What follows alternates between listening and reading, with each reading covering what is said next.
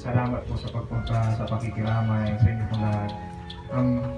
Meron lang po sana akong gusto ngayon i-share or something about kay Atong Tiago. Kay Tatang Tiago. We used to call him Atong Tiago kasi. Even sometimes I call him Santo Lord. Tinanong ko yung sarili ko kung paano ba ako magiging isang mabuting ama. Naalala ko lang si Atong Tiago and it was easy. Madali lang para sa akin na sagutin yung tanong na yun. And I'm sure I'll be a very good father also to my son because of him. Huwag ka na umiyak sa mundong pabago-bago. Pag-ibig ko ay totoo. Ako ang iyong bangka, kahit man ang araw at panahon. Sabay tayong aahon.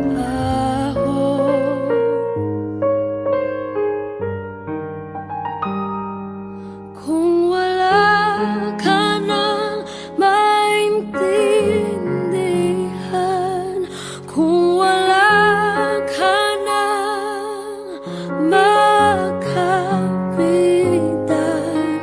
kapit ka sa'kin, kapit ka sa'kin, hindi kita bibitawan.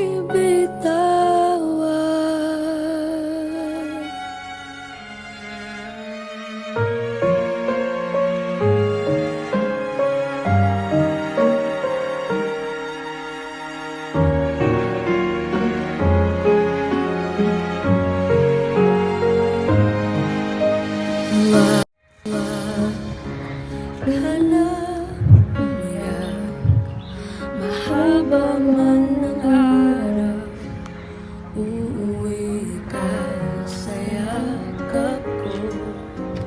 Huwag mo nang damdamin kung wala ako sa iyong tabi.